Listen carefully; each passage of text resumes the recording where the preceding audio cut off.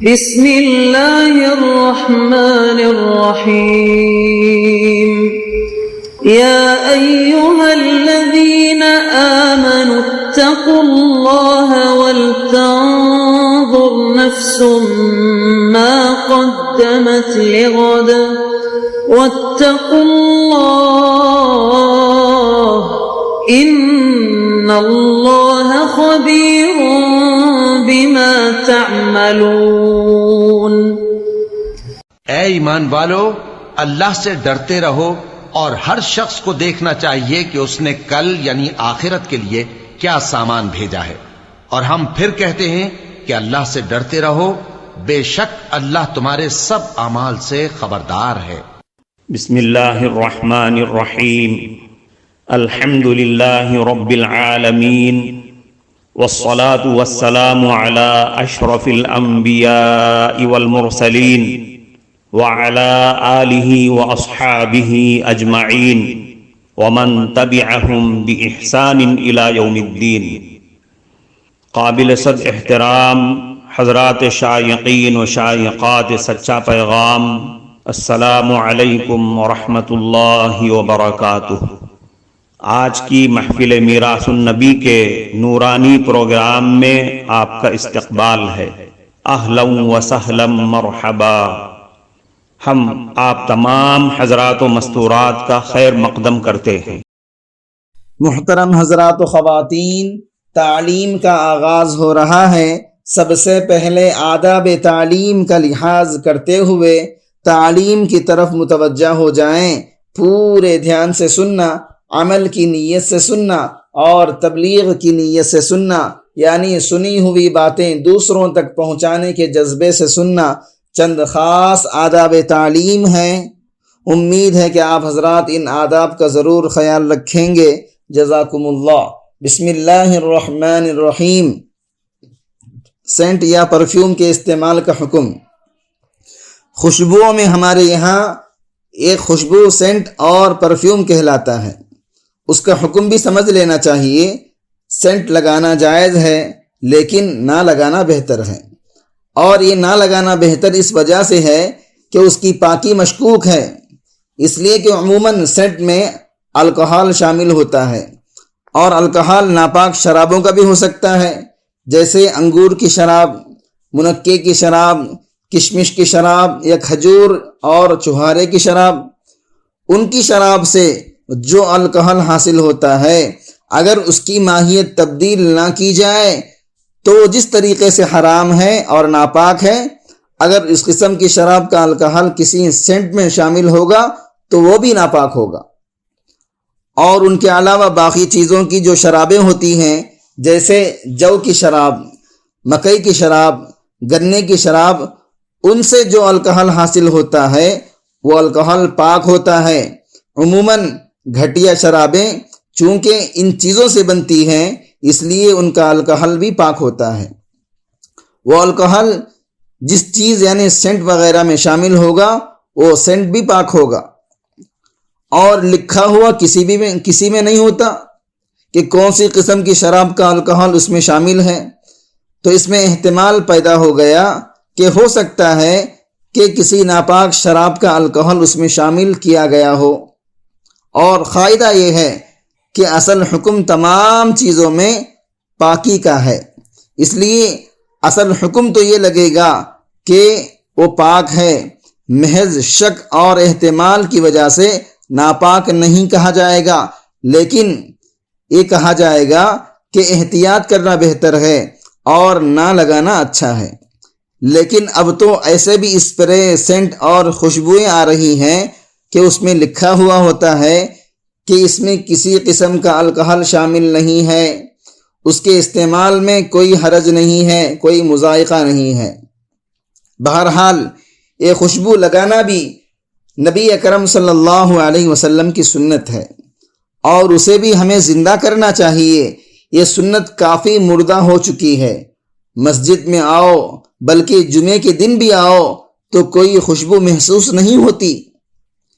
رمضان میں مسجد نبوی میں دیکھا گیا کہ ماشاء اللہ لوگ خود بھی خوشبو لگاتے ہیں اور دوسروں کو بھی لگانے کا اہتمام کرتے ہیں۔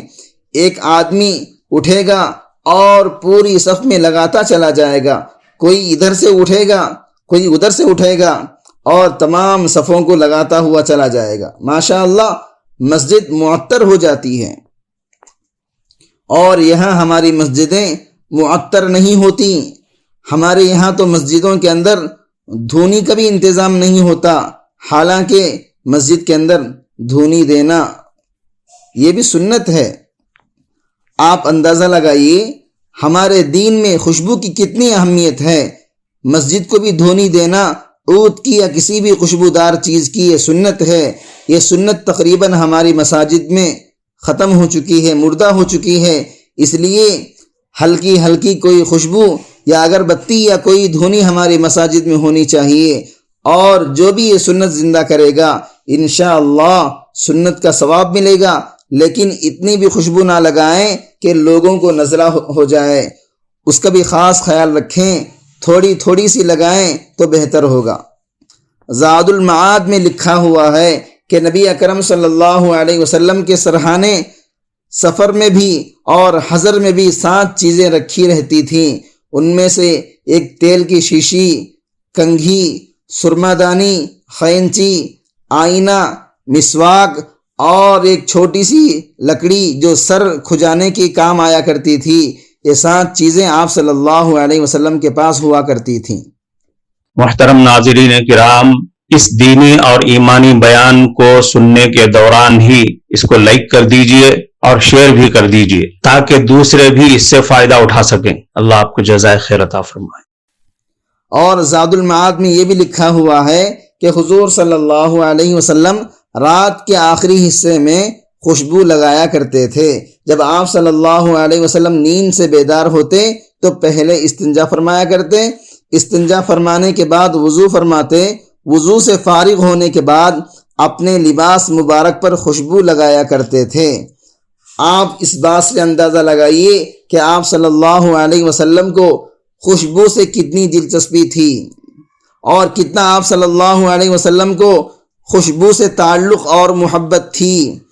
ہم بھی تو آپ صلی اللہ علیہ وسلم کے امتی ہیں، اور حضور صلی اللہ علیہ وسلم تو سراپا عطر تھے، اس کے باوجود اتنا خوشبو کا اہتمام فرمایا کرتے تھے، تو ہمیں بھی اس کا اہتمام کرنا چاہیے۔ حضور صلی اللہ علیہ وسلم کی شان دنیا سے جانے کے بعد بھی باقی ہے۔ خواب میں اگر آپ کہیں تشریف لے جاتے تو وہاں بھی آپ صلی اللہ علیہ وسلم کی یہ خوشبو والی خاص صفت ظاہر ہو جاتی ہے۔ حضرت ابن حجر مکی رحمۃ اللہ علیہ نے لکھا ہے کہ ایک آدمی کا یہ معمول تھا کہ وہ خاص تعداد میں روزانہ درود شریف پڑھ کر سویا کرتا تھا۔ اللہ تعالی ہمیں بھی آپ صلی اللہ علیہ وسلم کی زیارت فرما دے، آمین۔ تو انہوں نے ایک خاص مقدار بطور معمول کے درود شریف پڑھنے کی مقرر کی ہوئی تھی، اور وہ درود شریف پڑھ کر رات کو سو جایا کرتا تھا۔ ایک مرتبہ خواب میں سرکار دو جہاں رسول اکرم صلی اللہ علیہ وسلم ان کے گھر تشریف لائے، اور جو درود شریف پڑھا کرتے تھے ان کے پاس تشریف لے آئے اور فرمایا، بھائی وہ منہ کہاں ہے جو مجھ پر کثرت سے درود شریف پڑھا کرتا ہے، تو میں اس کو بوسہ دے دوں؟ وہ صاحب کہتے ہیں، مجھے اپنا گندا منہ سامنے کرتے ہوئے شرم آئی تو میں نے رخسار آگے کر دیا، اسی پر آپ صلی اللہ علیہ وسلم نے بوسہ دے دیا۔ جب میں نیند سے بیدار ہوا تو میرا کمرہ خوشبو سے مہکا ہوا تھا، مشک کی خوشبو پھیلی ہوئی تھی۔ صلی اللہ علیہ وسلم خواب میں تشریف لائے، پھر بھی آپ صلی اللہ علیہ وسلم کمرے کو مہکا کر چلے گئے، صلی اللہ علیہ وسلم۔ حضرت مولانا فیض الحسن صاحب سہارنپوری رحمۃ اللہ علیہ ہمارے بزرگوں میں سے ہیں۔ جب ان کا انتقال ہو گیا تو ان کے داماد نے بیان کیا کہ حضرت مولانا کے اس کمرے سے جس میں ان کا انتقال ہوا 1 مہینے تک مشک اور عنبر کی خوشبو آتی تھی۔ تو کسی نے یہ صورتحال حضرت مولانا محمد قاسم صاحب نانوتوی رحمۃ اللہ علیہ کے پاس جا کر بیان کی کہ حضرت مولانا کے کمرے سے انتقال کے بعد بھی خوشبو آتی رہی اور مشک آتی رہی، مہک آتی رہی۔ تو حضرت مولانا محمد قاسم صاحب نانوتوی رحمۃ اللہ علیہ نے فرمایا، بھائی یہ برکت ہے درود شریف کی۔ مولانا مرحوم ہر شب جمعہ میں ساری رات جاگ کر درود شریف پڑھا کرتے تھے۔ اللہ تعالی ہمیں بھی نبی کریم صلی اللہ علیہ وسلم پر کثرت سے درود شریف پڑھنے کی توفیق نصیب فرما دے۔ بھائی، درود شریف کی کثرت اور اتباع سنت یہ واقعی اگر کسی کو نصیب ہو جائے تو انشاءاللہ اس کو بھی اس خوشبو میں سے کچھ نہ کچھ حصہ ضرور مل جائے گا۔ اور جمعے کے دن کا خاص درود شریف ہے، وہ میں آپ کو بتا دوں کہ جو آدمی جمعے کے دن عصر کی نماز کے بعد جہاں اس نے عصر کی نماز پڑھی ہے وہیں پر 80 مرتبہ یہ درود شریف پڑھے، اللہم صلی علی محمد النبی الامی وعلی آلہ وسلم تسلیما، اللہ تعالیٰ اس کے 80 سال کے گناہ صغیرہ معاف کر دیتے ہیں اور 80 سال کی عبادت کا ثواب عطا فرماتے ہیں۔ اندازہ لگائیے، دنیا کا بھی نفع اور آخرت کا بھی نفع، اور ویسے بھی جمعے کے دن کثرت سے درود شریف پڑھنے کی تاکید بھی ہے، اس لیے صبح سے لے کر شام تک زیادہ سے زیادہ درود شریف پڑھنے کا معمول بنانا چاہیے، اور درود شریف سے زیادہ حضور صلی اللہ علیہ وسلم کی ایک ایک سنت کو اپنانے کی کوشش کرنی چاہیے، جس میں سے ایک سنت آج آپ کے سامنے بیان کی گئی ہے کہ خوشبو کا استعمال کرنا بھی سنت ہے، اس کا اہتمام کرنا چاہیے۔ مرد حضرات ایسی خوشبو لگائیں جو پھیلنے والی ہو اور عمدہ ہو، اور خواتین ایسی خوشبو لگائیں جو ان تک ہی محدود رہے اور دوسروں تک اس کی خوشبو نہ جائے، جس میں رنگ غالب ہو اور خوشبو زیادہ نہ ہو۔ اب دعا کریں کہ اللہ تعالی ہم تمام لوگوں کو عمل کرنے کی توفیق نصیب فرمائے، آمین۔ کفارہ مجلس کی دعا پڑھ لیجئے۔ سبحانک اللہم و بحمدک، اشہد ان لا الہ الا انت، استغفرک و اتوب الیک۔